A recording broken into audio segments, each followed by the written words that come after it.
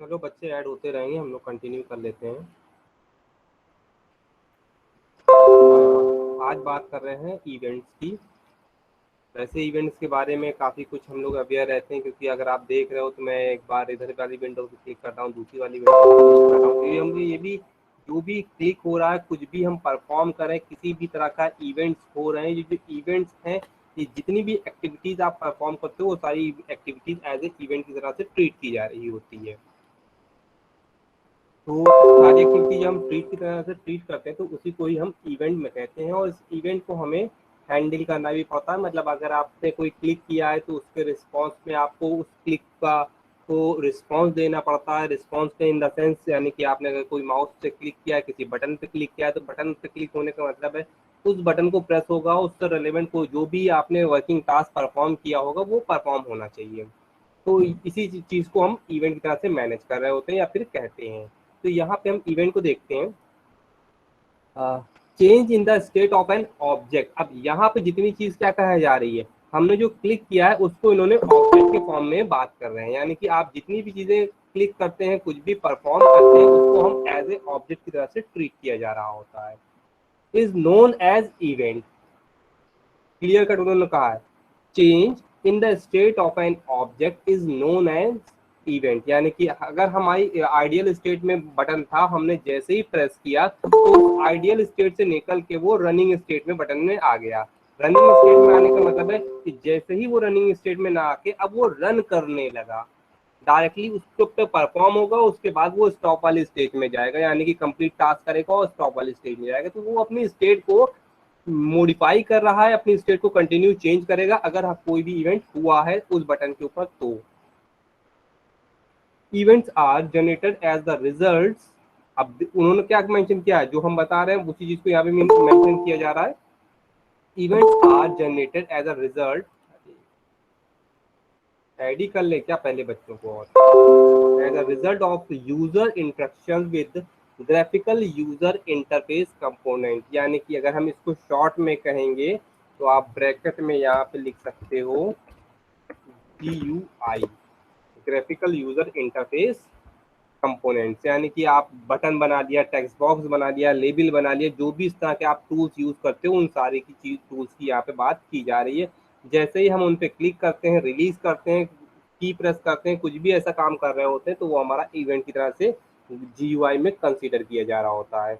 अब इन्होंने नीचे उसको मेंशन भी कर दिया, click on the mouse, moving mouse, entering. अब चाहे माउस से आप करो, चाहे कीबोर्ड से आप करो, नीचे वाले में कीबोर्ड का थ्रू है, सिलेक्शन कर रहे हो जो है, लिस्ट बना रहे हैं उसमें आप सर्चिंग कर रहे हैं, सॉर्टिंग कर, कुछ भी ऐसा आप काम कर रहे हो जो आप हाईलाइट करके इवेंट की तरह से परफॉर्म कर सकते हो, वो सारा आ रहा है, आपका एज ए इवेंट में कंसीडर किए जाएंगे एग्जांपल्स। इन्होंने कहा है टाइप्स ऑफ इवेंट्स। अगर हम टाइप्स ऑफ इवेंट्स की बात करते हैं तो फिर यहाँ पे दो टाइप दिखाई दे रहे हैं, इनको क्लासिफाइड किया गया है दो कैटेगरीज में, foreground events and background events. तो फोरग्राउंड इवेंट्स, वैसे तो अगर हम फटाफट और फोरग्राउंड और बैकग्राउंड को देखें तो फिर हमारा डायरेक्टली क्या है, डायरेक्टली अगर इंट्रोडक्शन आप किसी इवेंट से कर रहे हो तो वो हमारा फोरग्राउंड में आएगा। और बैकग्राउंड नाम यानी कि कोई ऐसा कंटेंट है जो बैकग्राउंड में चल रहा है और उससे हमारा इंट्रोडक्शन इनडायरेक्ट फॉर्म में हो रहा है, वो हमारा बैकग्राउंड इवेंट में कंसीडर किया जा रहा होता है। अब इसको डिटेल में इनके अकॉर्डिंग देखते हैं। Those events which are required the direct interaction of user, जो हमारे events direct interaction of users आते हैं वो हमारे फोरग्राउंड इवेंट्स कहलाते हैं। They are generated as consequence of a person interaction with a graphical user, a graphical component in the GUI। Automatically जितनी देर से अभी हम जिस चीज़ की बात करते हैं उसी चीज़ को उन्होंने डायरेक्टली मेंशन कर दिया कि GUI के कंपोनेंट के फॉर्मेट में जो भी आप क्लिक करते हो, कुछ भी परफॉर्म कर रहे होते हैं, वो सारा हमारा डायरेक्ट फोरग्राउंड इवेंट की तरह से ट्रीट किया जा रहा होता है। जैसे बटन पे क्लिक करना है, मूविंग है, एंट्रिंग है, करेक्टर है, सेम आपकी उसमें कोई मॉडिफिकेशन आप नहीं देख रहे होगे पैराग्राफ में जो एग्जाम्पल के फॉर्मेट में है। यानी कि हमारा फोरग्राउंड थ्रेड वो सारा थ्रेड हो गया। जैसे कि हम अगर आप इसी समय देख रहे हो तो हम पीपीटी पे जितना भी सिलेक्शन कर रहे हैं स्पेसिफिक सर्चिंग करके, कई बार सर्च करके हम दिखाते हैं ये कीवर्ड है, तो वो जो आपका सिलेक्शन है वहाँ पे वो हमारा एज ए इवेंट की तरह से वो हाईलाइट किया गया है। तो ये सारी चीज़ें हमारी एज ए इवेंट की तरह से ट्रीट की जा रही हैं। अब मेन इंपॉर्टेंट चीज़ इसमें क्या था, बैकग्राउंड थ्रेड। इसमें थोड़ा इसको हम और ऐसे मारते हैं, ठीक। अब हमारा आ गया background thread, sorry event.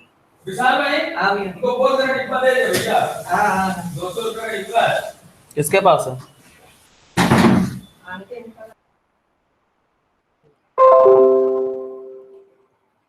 Those events that require the interaction of a end user is known as background thread। उसको क्या होता है, एंड यूजर का इंटरेक्शन की रिक्वायरमेंट होती है, डायरेक्टली नहीं indirectly. Operating system interrupt hardware और सॉफ्टवेयर फेलियर। अब इसमें क्या पे आ गया, स्पेशली रूप से उन्होंने मेंशन कर दिया है, ऑपरेटिंग सिस्टम इंटरप्ट जो आपका डीपली आता है उसकी बात की है, interrupt hardware software failure, time जो आपका टाइम के लिए अकॉर्डिंग आता है वो सारी चीज़ें आती है। सारा चीज़ें अगर इतनी चीज़ें देखें हम, तो ये सारी हमारे हम ना परफॉर्म करके बैकग्राउंड में परफॉर्म कर रही होती हैं और कहीं ना कहीं हमसे अटैच ज़रूर होती हैं। तो यानी कि जितनी भी वर्किंग बैकग्राउंड में हो रही थी, अगर आपको एक और चीज़ बैकग्राउंड में दिखाएं तो आप राइट क्लिक करोगे इसके ऊपर और टास्क मैनेजर पे जाओगे। टास्क मैनेजर पे जैसे ही आप जाओगे तो ये देखो ढेर सारी चीज़ें जो इस हमारे काम को सपोर्ट करने के लिए यहाँ पे लगातार परफॉर्म हो रही है, उनको सीपीयू का टाइम भी अकॉर्डिंग मिल रहा है। तो ये कहीं ना कहीं हमारी जो बैकग्राउंड इवेंट्स हैं उन्हीं की वजह से ये टास्क हमारे बैकग्राउंड में कंटिन्यू रन कर रहे होते हैं। तो ये भी डायरेक्ट या इनडायरेक्ट हमारे थ्रेड सॉरी इवेंट्स होते हैं जिनको कंटिन्यू हमारा सिस्टम भी मैनेज कर रहा होता है।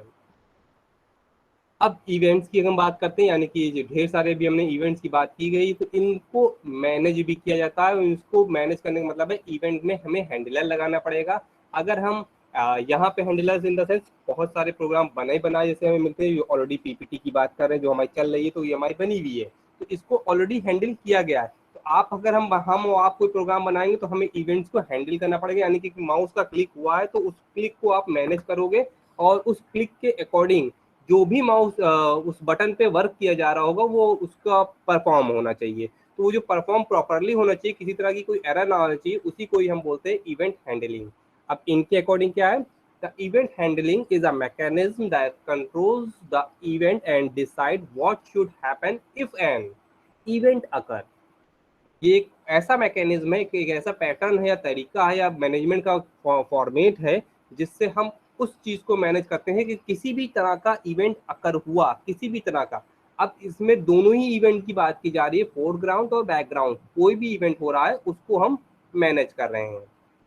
अगर याद हो तो अगर हम जो हमारी बात अगर यहाँ पे थोड़ा सा आप कॉन्फ्लिक्ट कर सकते हो, तो हम आपसे छोटे प्रोग्राम की ना होगी बड़े प्रोग्राम की बात करें, तो अगर किसी वजह से हमारा सिस्टम क्रैश होता है तो भी हमारा सॉफ्टवेयर डूबना नहीं चाहिए। इसको हम कैसे मैनेज करते हैं, कुकीज़ की हेल्प से। तो हम फिलहाल अभी उतने डीप में ना जाके हमें शॉर्ट में, क्योंकि हमें इंट्रोडक्शन के फॉर्मेट में सारी चीज़ें आपके 5th यूनिट में कंसीडर की जा रही, तो उसी अकॉर्डिंग बताएंगे। This mechanism have the code which known as event handler, यानी कि ये सारी चीज़ें आप कैसे मैनेज करते हो, कोड के थ्रू। क्लियर कट यहाँ पे मेंशन किया गया है, कोड हाईलाइट कर दिया मैंने, code which is known as event handler that is executed when an event occur. यानी कि आप उसके लिए बिहाइंड में क्या करोगे, कोड लिखोगे, ऐसा कोड लिखोगे ताकि जो भी इवेंट हो रहा है उसका रिस्पॉन्स मिले। कुछ जो बैकग्राउंड इवेंट होते हैं उसके लिए आपको बहुत ज़्यादा मेंटेन वाले कोड लिखने पड़ते हैं, यानी कि हम या तो अगर आप देखो तो बहुत सारे जो सॉफ्टवेयर होते हैं वो बैकअप बना के चलते हैं ताकि किसी वजह से क्रैश हो जाए, किसी वजह से प्रॉब्लम्स हो जाए, इवेंट जो हम ना चाहते हैं वो वाली इवेंट परफॉर्म हो रही है, तो फिर हम उसको भी अपना रिकवर कर सकें अपना डेटा को, और फिर वापस अपने नॉर्मल मोड में आ जाए। अब यहाँ पे एक और चीज़ बात की गई है, Java use the delegate event model to handle the event। अब यहाँ पे डेलीगेशन की बात करेंगे, जो डेलीगेशन वर्ड यूज किया गया है वो स्पेशली रूप से हमारे इसमें यूज किया गया है। वो डेलीगेशन जो वर्ड है वो हमारा डेलीगेट का को रिलेवेंट आता है, यानी कि हम कहीं ना कहीं ऐसा काम करते हैं जो इस पूरे इवेंट के कॉन्सेप्ट को रैप करके चल रहा होता है, यानी कि हम बिना डेलीगेशन के इवेंट को मैनेज नहीं करते, यानी कि डेलीगेशन इवेंट मॉडल ही आपका कंसिडर किया जा रहा होता है। This model define the standard mechanism to generate and handle the events, यानी कि हमारा ढेर सारा है, उसके कुछ मॉडल्स इन्होंने बताए हैं, देख लेते हैं, फिर आपको डेलीगेशन का और कॉन्सेप्ट एक्सप्लेन करेंगे। अब यहाँ पे देखो सोर्स है और लिसनर है, यानी कि दो चीजें, डेलीगेशन मॉडल की बात की जा रही है, तो डेलीगेशन में रैपिंग का कहीं कहीं आपको दिख रहा हो, क्योंकि अभी हम डेलीगेशन पे बहुत डिटेल में नहीं जा रहे हैं, इवेंट मॉडल पे शॉर्ट में डिस्कस कर रहे हैं, तो हम डेलीगेशन के कॉन्सेप्ट को आपको शॉर्ट में समझा देते हैं क्या है। कई बार हम लोगों ने इस तरह भी देखा होगा कि हमारे जो भी इवेंट्स होते हैं ऑर्गेनाइजेशंस में, चाहे राम स्वरूप हो, चाहे राम स्वरूप की दूसरी ब्रांचेस हों, तो उसमें बड़े बड़े डेलीगेट्स आते हैं। अब डेलीगेट्स जो आते हैं वो क्या काम करते हैं, वो डायरेक्ट हमें जो इंफॉर्मेशन देते हैं वो हम सुनते हैं और उसके अकॉर्डिंग हम रिस्पॉन्स करते हैं। हमें ये भी नहीं पता होता कि जिस ऑर्गेनाइजेशन से वो बंदे आए हैं, डेलीगेट्स आए हैं, उनकी जो ओरिजिनल कंडीशंस हैं क्या। अगर वो सही बता रहे हैं तो ठीक है, अगर वो गलत बता रहे हैं तो ठीक है। या अगर हम अजम्पशन या फिर एग्जाम्पल के फॉर्मेट में मान लें, TCS, IBM, इन्फोसिस, यहाँ से अगर कोई बड़े बड़े डेलीगेट्स आते हैं, तो वो डेलीगेट्स क्या होते हैं, वो ये जो भी डायरेक्टर हुआ वहाँ पे, जो भी बड़ी पोस्ट पे एक ऑफिसर्स है जो अपॉइंटेड किए जाते हैं, उनको एज ए हम डेलीगेट की तरह ट्रीट कराते हैं। वो आते हैं, वो बताते हैं कि हमारी ऑर्गेनाइजेशन इतनी बड़ी है, इतना ये है, इतना वो है, आप लोग आओगे तो काफ़ी स्प्रेड हो गया, आप लोग आओगे तो आपकी फ्यूचर बहुत ब्राइट रहेगा। लेकिन ओरिजिनली अगर हम जब वहाँ पे जाते हैं तो हमें ओरिजिनल कंडीशन पता चलती है कि वहाँ पे सिनारियो क्या है और कंडीशंस क्या है। तो ये डेलीगेट जो है एग्जैक्टली क्या है डेलीगेशन, वो डेलीगेशन इस इवेंट हैंडलिंग में आपको अलग से ना समझ में आएगा, क्योंकि डेलीगेशन इनडायरेक्ट का वर्किंग होती है। Delegation is in event handling में सिक्योरिटी का रोल प्ले कर रहा होता है, क्योंकि अगर हम बाहर से उस डेलीगेट को देखते हैं तो डेलीगेट ने जो हमें बताया हमें वो समझ में आएगा। तो डेलीगेशन इवेंट मॉडल जो है वो काफी कुछ सिक्योरिटी इंप्रूव कर देता है। तो यहाँ पे आप देखोगे उसमें दो पॉइंट हम देखेंगे, सोर्स और लिसनर। सोर्स यानी कि जहां से कंटेंट आ रहे होते हैं, और लिसनर उसको लिसन करेगा जब कोई इवेंट होगी। तो चलो हम इनके दोनों सोर्स और लिसनर को ध्यान से देखते हैं, फिर आगे मूव करेंगे। The source is an object, यहाँ पे भी देखो सारी चीजें ऑब्जेक्ट के फॉर्मेट में ही मैनेज हो रही हैं। The source is an object on which events अकर, यानी कि कोई ना कोई ऐसा सोर्स होगा जिसके ऊपर ही इवेंट्स आप परफॉर्म कर रहे होगे। Source is responsible for providing information of the occurred event. अब अकर्ड इवेंट से मतलब यहाँ पे आ रहा है जो भी इवेंट्स आई है वो कहाँ से और किस सोर्स से आई है, ये कौन बताता है, हमें सोर्स बताता है। और उसके लिए हमें हैंडलर की रिक्वायरमेंट होती है। Java provides us with the classes of for source object. अब जावा ढेर सारे इसके लिए क्लासेस प्रोवाइड। अब यहाँ पे देखो क्या चीज आ रही है, इस डेलीगेशन का कॉन्सेप्ट, इवेंट मॉडल का कॉन्सेप्ट आ गया। अब इन्होंने क्या कर दिया, Java provides as with classes for source object. Source object के कॉन्सेप्ट में ढेर सारे क्लासेस भी प्रोवाइड करते हैं, यानी कि हमें सिर्फ उसके मेथड लिखने पड़ते हैं, उसको मैनेज करने का काम डेलीगेशन इवेंट मॉडल कर रहा होता है। तो जो डेलीगेशन इवेंट मॉडल किस तरह से करता है हमें नहीं पता, हमें सिर्फ सोर्स की रिक्वायरमेंट होती है। तो वो मैक्सिमम की चीजें जो है हमारी सिक्योरिटी में इंप्रूव हो जाती हैं। अब इसी में आते हैं, तो हम लिसनर की बात कर लेते हैं। It is known as event handler. अब आप इसको मैंने अलग से कर देता हूं ताकि आपको क्लियर कट मेंशन हो, ये क्या है, इवेंट हैंडलर की तरह से ट्रीट किया जा रहा है। It is known as event handler. Listener ही आपका जो होता है वो लिसन करता है, और जो भी आप बटन परफॉर्म कराते हो उसके अकॉर्डिंग रिस्पॉन्स प्रोवाइड कराता है। तो यानी कि सबसे मेन इंपॉर्टेंट रोल किसका है यहाँ पे, लिसनर का। Listener is responsible for generating response to an event. जो अभी मैंने कहा उसी को यहाँ पे मेंशन किया गया है। इवेंट के रिस्पॉन्स के लिए, जनरेट करने के लिए रिस्पॉन्सिबिलिटी किसकी होती है, लिसनर की होती है। From Java implementation point of view, the listener is also an object. वैसे तो आप जितने भी कंटेंट आप बना के रन कराते हो सब कुछ ऑटोमेटिकली ऑब्जेक्ट के रूप में बदल जाता है, यानी कि हमारी सारी इंफॉर्मेशन ऑब्जेक्ट के फॉर्मेट में ही होती है। तो लिसनर भी बाहर नहीं आएगा, वो भी एज ए ऑब्जेक्ट की तरह से ही ट्रीट किया जा रहा होगा। Listener wait until it receive an event. जब तक कि कोई इवेंट नहीं आता है लिसनर हमारा वेट करता रहता है। Once the event is receive the listener process अब जैसे ही इवेंट हमारा रिसीव होता है, लिसनर उसके अकॉर्डिंग में रिस्पॉन्स करता है, और जो भी रिस्पॉन्स होता है उसके बाद उसको रिटर्न करा के हमें प्रोवाइड कर देता है इंफॉर्मेशन। अब इन्होंने कह दिया है कुछ स्टेप्स हैं जिनकी हेल्प से हम इवेंट हैंडलिंग को परफॉर्म कर सकते हैं। The user click the button and event is generated. पहला तो सबसे पहला ही है कि यानी कि अब यहाँ पे केवल क्लिक लिखा गया है। क्लिक इन द सेंस कुछ भी आपने क्लिक किया, की रिलीज की, बटन प्रेस किया, कुछ भी ऐसा काम किया है वो हमारा पहले वाले में रिसीव किया जाएगा, यानी कि पहले वाली कैटेगरीज के अंदर ऐड होगा। जितना भी हमने इससे पहले ही पढ़ा है वो डायरेक्ट फोरग्राउंड की बात की जा रही, जितने भी आप फोरग्राउंड में आप वर्किंग परफॉर्म कर सकते हो वो सारी पहली वाली लाइन की कंसिडर की जाएगी। इसके बाद now the object is concern event classes is created automatically. अब रिमेनिंग सारी चीजें अपने आप हो रही हैं, हम नहीं कर रहे हैं। इसको ध्यान में रखिए कि अभी मैं आपको प्रोग्रामिंग पे भी लेके जाऊंगा और प्रैक्टिकल करके दिखाऊंगा, तो वहां पे लिसनर का क्लासेस ऐड हो जाएगा तो ऑटोमेटिकली ऐड कर लिया जा रहा होगा। तो वो ऐड करने का एक स्पेसिफिक पैटर्न है, उसके बाद वो सारे कंटेंट ऑटोमेटिकली मैनेज हो जाते हैं।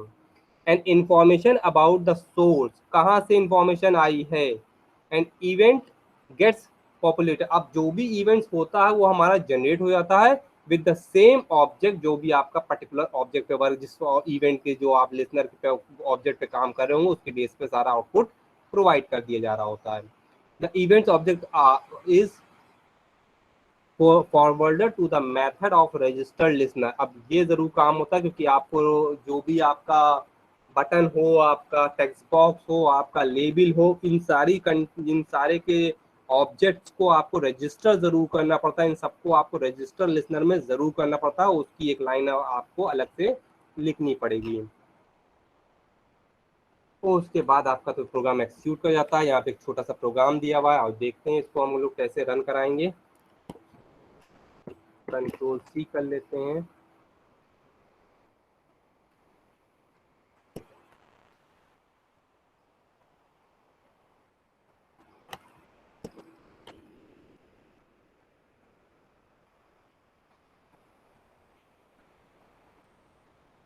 मेथड में चले गए,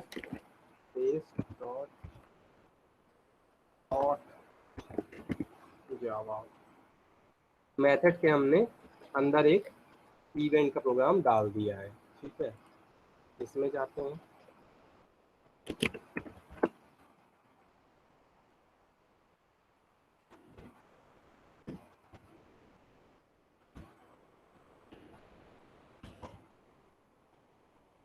मेथड में हम लोगों ने सेव कर दिया था। सबसे पहले हम रन करा के देखते हैं, फिर आपको इसके एक्सप्लेन करते जाते हैं। इस तरह की कोई एरर ना जनरेट करे तो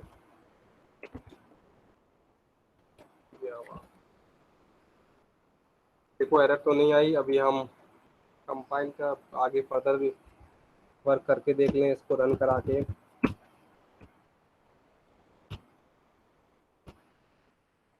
हाँ, अब देखो यहाँ पे भी हमारा सारा काम कर रहा है इवेंट, यानी कि हमारे इवेंट में ये आ गया, ये आ गया, दोनों पार्ट। इसमें हम क्लिक कर रहे हैं और बटन पे जैसे ही क्लिक करेंगे, अगर आप विजिबिलिटी, जैसे ही हमने बटन पे क्लिक किया ये वेलकम लिख के चला आया है। तो वेलकम लिख के चला आया यानी कि हमारा इवेंट प्रॉपरली वर्क कर रहा है और हमें सब कुछ इजीली मैनेज हो पा रहा है जो हम करना चाह रहे हैं। तो ये तो यहाँ पे आते हैं, समझेंगे इतना काम हम कैसे कर रहे हैं।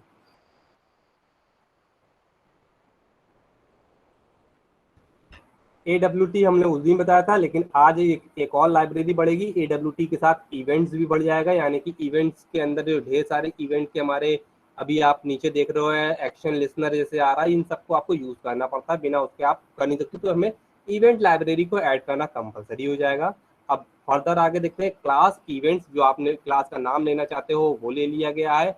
एक्सटेंड कीवर्ड्स यूज किया गया है, और हमने एक्सटेंड के बाद हमने क्या यूज किया, फ्रेम, ताकि हम फ्रेमिंग पे वर्क कर सकें। अब इसी के साथ इम्प्लीमेंट के साथ हमने एड एक्शनल लिसनर, यानी कि जो एक्शन लिसनर है उसको भी हमने ऐड कर लिया। दोनों चीजें हमारे इस क्लास के अंदर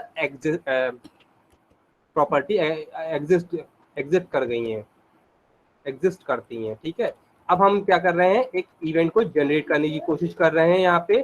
तो इवेंट को जनरेट करने का मतलब हो गया, उसके लिए हमें कंपोनेंट ड्रॉ करने पड़ेंगे, और कंपोनेंट में हमने क्या किया है, अब यहाँ पे देखते हैं। पहले मैं इसको थोड़ा सा और मैनेज कर दूं, साथ में फिर बताता जा रहा हूँ।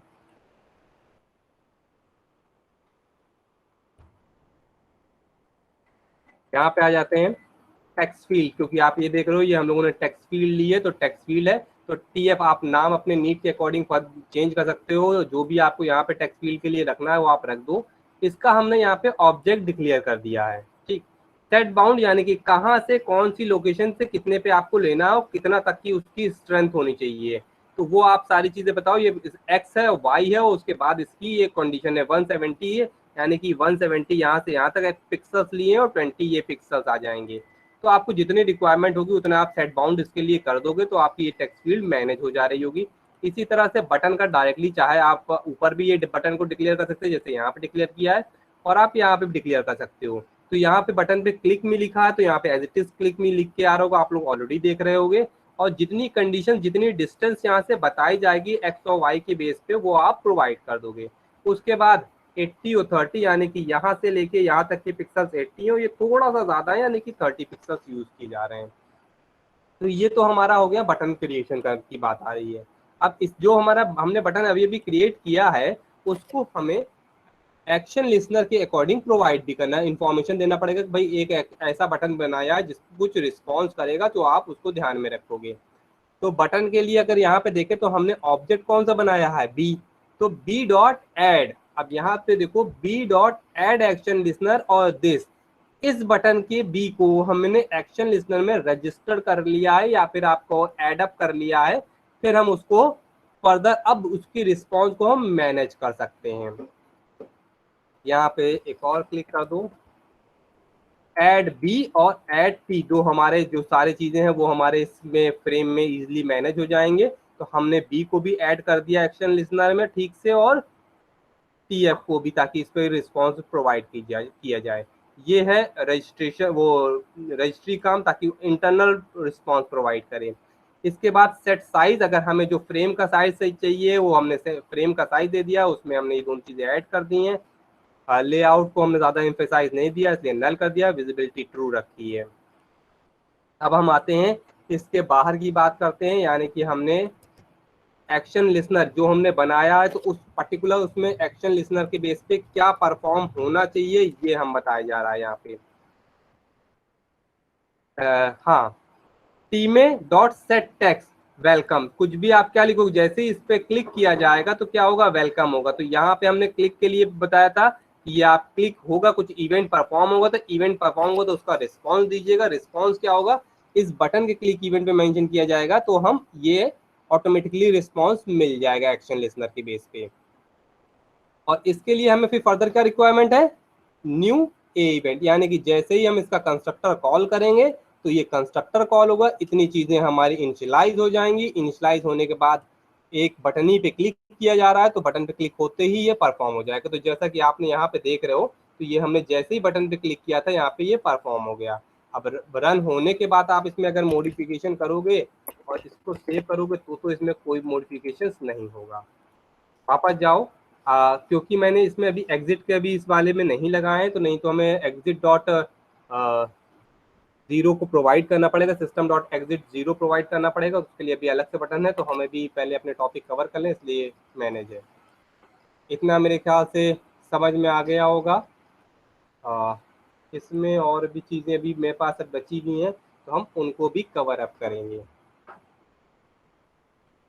इसमें जो ध्यान से आप लोग याद करिएगा कि ये स्टेप बाय चांस कभी, खैर फिलहाल तो अब सिनारियो दूसरे तरीके का लग रहा है जो मल्टीपल चॉइस क्वेश्चन में है, तो इस तरह के कॉन्सेप्ट होते हुए नहीं लग रहे हैं, तो रन करने का प्रोग्राम थोड़ा सा उम्मीद कम है। इतना क्लियर है? तो मैं अभी आपको एक और टॉपिक इसी के साथ ही साथ कवर अप कर देता हूँ। तो ये चीज़ मैं क्या करता हूँ, इसको अलग सेव कर देते हैं।